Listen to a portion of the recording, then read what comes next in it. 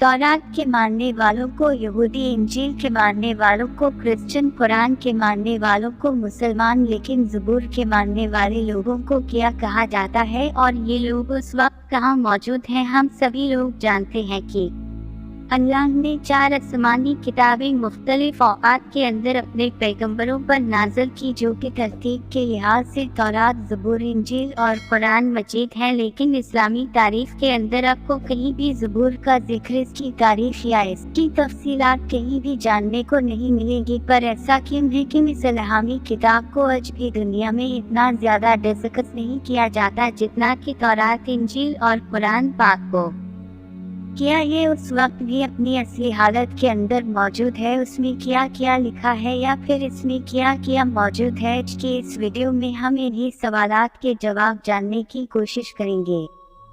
Video शुरू करने से पहले आप दोस्तों से गुजारिश है, मेरे चैनल किरण टेलीविजन को सब्सक्राइब कर लें। ज़बूर हजरत दाऊद अलैहिस्सलाम पर नाजिल होने वाली किताब थी, जिसे समझने से पहले इसके नज़ूल का वक्त और इसकी ज़रूरत को समझना इंतहाई ज़रूरी है।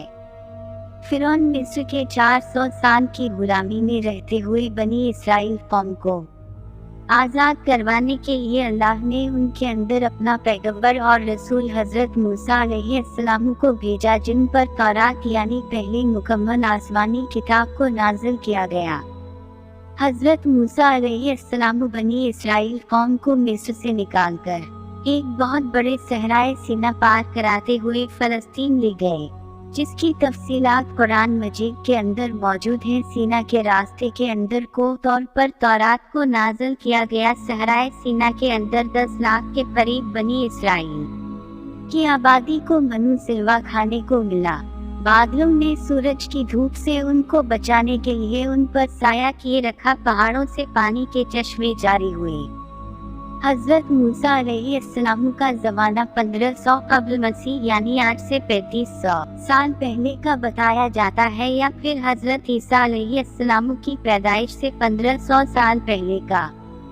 उस वक्त फ़लस्तीन के अंदर मुशरिकीन की हुकूमत थी। हज़रत समूएल अलैहिस्सलाम, जो कि अल्लाह के नबी और पहले इस्राएली बादशाह थे, इन्होंने काफ़ी अरसा तक बनी इसराइल पर हुकूमत की, और जब वो बूढ़े हो गए तो इन्होंने अल्लाह के हुक्म से तालूत को उनका बादशाह मुकर्रर किया। और इस वाक़े का जिक्र कुरान करीम के पारा नंबर 2 में सूरह बकरा की आयत 245 से 252 के अंदर मिलता है। हजरत तालूत अलैहिस्सलाम ने 1004 कब्ल मसीह से 1020 कब्ल मसीह तक हुक्मरानी की, और उसी वक्त के अंदर फ़लस्तीनी फौज से एक फैसला किन जंग हुई। बनी इसराइल उस वक्त बहुत ही माली और अस्करी तौर पर कमजोर थे, और अपनी ताकत के नशे के अंदर फ़लस्तीनी फौज ने ये ऐलान किया कि हमारे सबसे ताकतवर सिपाही जालूत को अगर तुम में से कोई शख्स हरा देगा या फिर उसे कत्ल कर देगा तो ये पूरा का पूरा फ़लस्तीन बना लड़ाई का तुम्हारा हो जाएगा। तालूत अलैहिस्सलाम ने ये ऐलान किया कि जो भी शख्स ये काम करेगा, मैं अपनी बेटी की शादी इससे करूँगा और वो बनी इसराइल का अगला बादशाह होगा। उसी दौरान हजरत दाऊद अलैहिस्सलाम, जो कि उस वक्त बकरियां चराया करते थे, सामने आते हैं और एक ही बार से इस कदावर मशरिक को जहन्नम वासिल कर देते हैं, और वादे के मुताबिक अब फ़लस्तीन बनी इसराइल के हवाले हो जाता है। उसी फ़लस्तीनी फौज से ताबूत सकीना भी वापस ले लिया गया, जिसके अंदर हजरत मूसा अलैहिस्सलाम और हजरत हारून अलैहिस्सलाम के तबरकात थे। हजरत तालूत अलैहिस्सलाम की वफ़ात के बाद हजरत दाऊद अलैहिस्सलाम बनी इसराइल के बादशाह बने, और फिर बैतुल मक़दस के अंदर अपना दारुल हुकूमत कायम किया, जिसका नाम हब्रून है। अब तक बनी इसराइल के अंदर शरीयत अल्लाह का कानून तौरात ही था, और हजरत दाऊद अलैहिस्सलाम ने पहली बार बनी इसराइल कौम या फिर यहूदी कौम के लिए बाकायदा तौर पर एक इबादत गाह कायम करने की शुरुआत की। इससे पहले यहूदियों के अंदर बाकायदा तौर पर किसी इबादत गाह का तस्वुर मौजूद नहीं था। यहाँ पर ताबूत सकीना को भी लाकर रखा गया, और ये नाम इसलिए रखा गया क्योंकि ये हजरत दाऊद अलैहिस्सलाम की जिंदगी के अंदर तामीर नहीं हो सका, बल्कि आपके बेटे और अगले पैगंबर हजरत सुलेमान अलैहिस्सलाम ने उसे तामीर किया, जिनके नाम की मुनासिबत से उसे हैकल सुलेमानी कहते हैं। अब क्योंकि बनी इसराइल कौम के पास किताब भी की इबादत का तस्वुर भी था, लिहाजा हजरत दाऊद अलैहिस्सलाम की जिंदगी में उन पर ज़बूर नाज़िल हुई, जिसका लफ्ज़ी मतलब है टुकड़ा। अब यहाँ पर सबसे अहम और समझने की बात यह है कि ज़बूर कोई शरीयत की किताब नहीं है, बल्कि अल्लाह की तारीफ और हम्द व सना से भरी हुई किताब है, क्योंकि अल्लाह ने हजरत दाऊद अलैहिस्सलाम को लोहे को नरम करने की ताकत और इंतहाई खूबसूरत आवाज़ अता करने के साथ साथ अल्लाह की हम्द व सना इतने खूबसूरत अंदाज के अंदर बयान करने का मोजिज़ा अता किया था, जो कि आज तक किसी और को अता नहीं किया।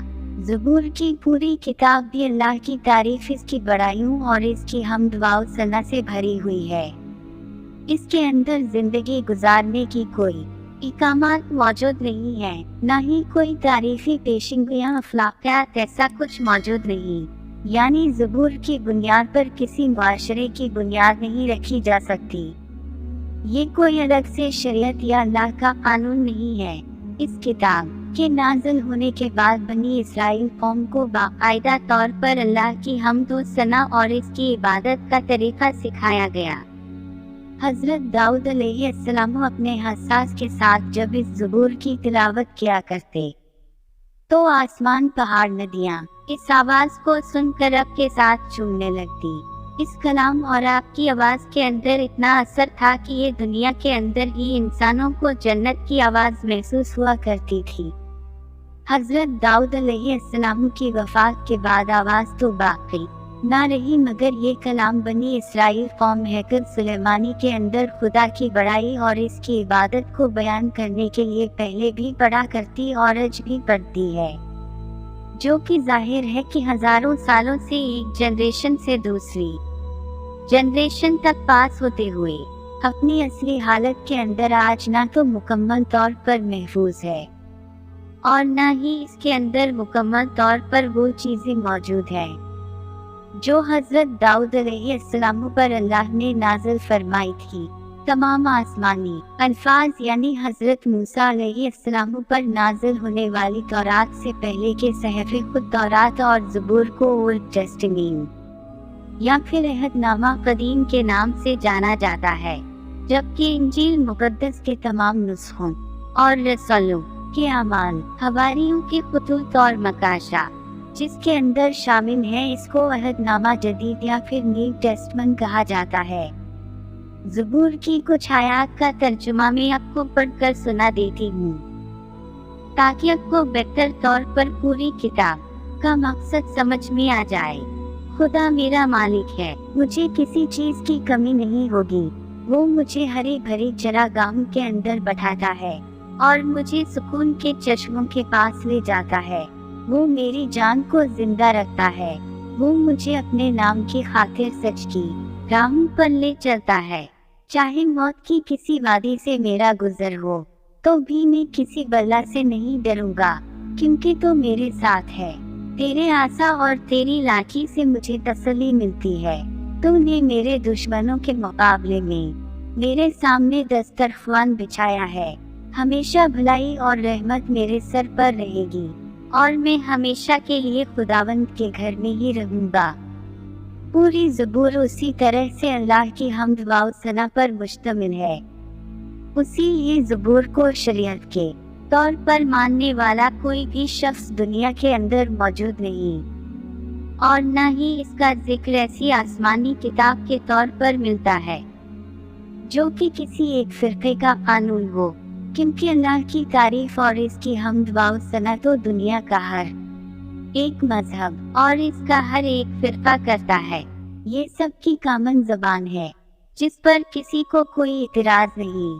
हजरत दाऊद अलैहिस्सलाम और सुलेमान अलैहिस्सलाम के बाद बनी इसराइल कौम जादू, टोने, सूदखोरी, जुल्म और तौरात की आयत को पैसे और अपने फायदे के बदले में जब बदलने लगे, तो उनकी इस्लाह के लिए इन्हीं में से एक आखिरी पैगंबर ईसा अलैहिस्सलाम भेजे गए। जिनकी शरीयत भी तौरात ही थी, और इन पर जो किताब इंजील मुक़द्दस नाज़िल हुई, इसका मौज़ू तो तज़किया नफ्स, अखलाक की इस्लाह और हिकमत का बयान है, क्योंकि यहूद के उलमा के अंदर उस वक्त जो बगाड़ मौजूद था वो अखलाकी तौर पर था। इसीलिए तौरात की बाकी तमाम शरीयत को बिल्कुल वैसे ही रखा गया, लेकिन इंजील की सूरत के अंदर कुछ अहकाम अल्लाह ने नाज़िल करके उनकी इस्लाह की कोशिश की। लेकिन उन लोगों ने ईसा अलैहिस्सलाम को भी झूठा कहकर उनका भी इनकार कर दिया। हज़रत ईसा अलैहिस्सलाम की आमद आज से तकरीबन 2000 साल पहले हुई थी, और इसके बाद नबुवत बनी इसराइल के अंदर ख़त्म हो गई, और वहाँ से नबुवत हज़रत इब्राहीम अलैहिस्सलाम के दूसरे बेटे हज़रत इस्माईल अलैहिस्सलाम की नस्ल के अंदर मुंतकिल हो गई। और यही वजह है कि यहूद अल्लाह के रसूल हज़रत मोहम्मद और दीन इस्लाम के शदीद मुखालिफ और दुश्मन हैं, क्योंकि अल्लाह के रसूल सल्लल्लाहु अलैहि वसल्लम की बनु इस्माइल के अंदर आमद से उनकी खानदानी मजहबी क़यादत या फिर बनु याकूब की क़यादत ख़त्म हो गई, और उम्मत मुस्लिमा का टाइटल बनी इसराइल से बनु इस्माइल की तरफ मुंतकिल हो गया। और आज तक उन लोगों को अल्लाह के फैसले पर भी इतराज़ है। अल्लाह ताला हमें समझने की और नेक अमल करने की तौफीक अता फरमाए, आमीन। वीडियो पसंद आए तो मेरे चैनल को सब्सक्राइब करें, मेरी वीडियोस को लाइक और शेयर ज़रूर कीजिए। मिलती हूँ अगली वीडियो में, तब तक के लिए अपना ख्याल रखिएगा। अल्लाह हाफिज़।